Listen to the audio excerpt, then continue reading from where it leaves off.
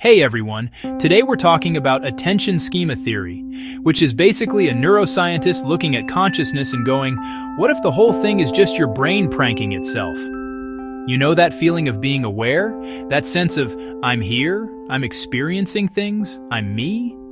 Yeah, according to this theory, that might just be your brain creating a useful fiction. It's like when your GPS tells you, turn right.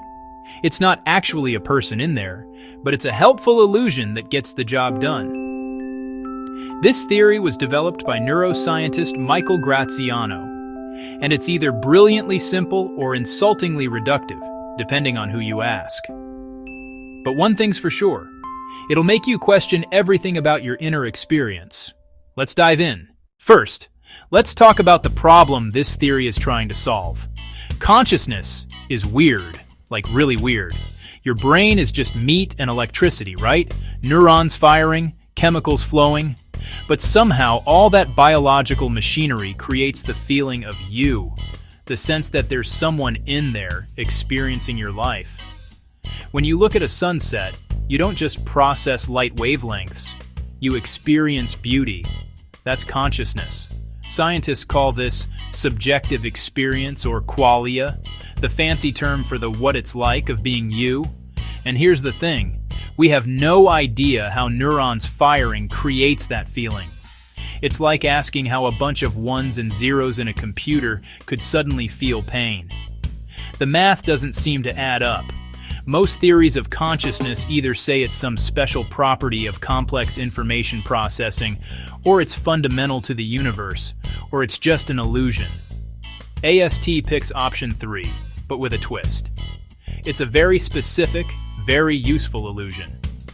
Michael Graziano is a neuroscientist at Princeton who started by studying something way less controversial: how your brain tracks the position of your body parts. You know how you can close your eyes and still know where your hand is? That's because your brain maintains a body schema, an internal model of your body. This model isn't perfect, it's simplified. Your brain doesn't track every molecule in your hand, just enough information to be useful. It's like how a weather app doesn't simulate every air molecule. It just gives you enough info to know if you need an umbrella. Graziano thought, if the brain makes simplified models of the body, what if it does the same thing for attention? And that's where things get spicy. Okay, here's attention schema theory in a nutshell. Your brain doesn't just have attention, it creates a model of its own attention. And that model is what we call consciousness. Let me break that down. Attention is basically your brain's spotlight. It focuses on certain things and ignores others. Right now, your attention is on this video, hopefully, not on the feeling of your socks or the sound of distant traffic. But here's the clever part. To control attention efficiently, your brain creates a simplified model of what attention is. It says, there's a mental, subjective essence inside me that's focusing on things. That essence? That's what we call consciousness. But according to Graziano, it's just a user-friendly control model. Think of it like this. When you use your smartphone, you see icons, screens, a home button. But inside, it's just circuits and code. The interface is a simplified model that helps you control the complex stuff underneath. Your brain does the same thing with attention. It creates an interface, consciousness, to control the complex stuff, actual neural attention mechanisms. Why would evolution do this? Because models are useful. If your brain has a simplified model of its own attention, it can predict what it will focus on next, control attention more efficiently, plan ahead. I need to pay attention to this later.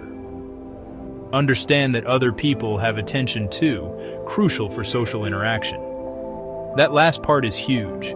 If your brain models its own attention as a subjective experience, it can easily project that same model onto others. You intuitively understand that other people are conscious because you're using the same model for them that you use for yourself. Graziano uses a great magic trick analogy. Imagine a magician makes a ball disappear. You know the ball is still somewhere, probably in their sleeve or pocket. but your brain constructs the perception of vanishing. You can't help but see it as magical, even though you know it's a trick. Consciousness is similar. Your brain constructs the experience of subjective awareness, this feeling that there's something non-physical, something special about your inner experience. But according to AST, that specialness is just the simplified model your brain built. It feels magical and mysterious because the model doesn't include all the mechanical details of how it works. You can't help but feel conscious, just like you can't help but see the ball vanish, even though the underlying reality is just neurons doing their thing. The illusion isn't that you're not experiencing things. You definitely are. The illusion is that consciousness is this mysterious, non-physical property. It's actually just information processing with a user-friendly interface slapped on top. So is AST the answer? Well, like every consciousness theory, it's controversial. The fans say, "This is brilliant. It explains consciousness as a natural result of evolution without requiring magic or mystery. It explains why consciousness feels special without it actually being special, plus it makes testable predictions." The critics say, hold up. You're telling me subjective experience is just a model? That doesn't explain why there's something it feels like to be me. You're explaining the easy part and ignoring the hard problem.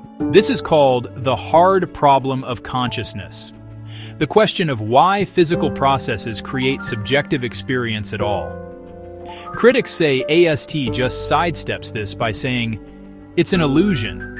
But that doesn't explain why there's an illusion in the first place. Why does the model feel like anything? There's also the philosophical zombie problem.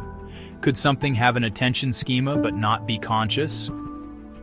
AST says no, but proving that is tricky.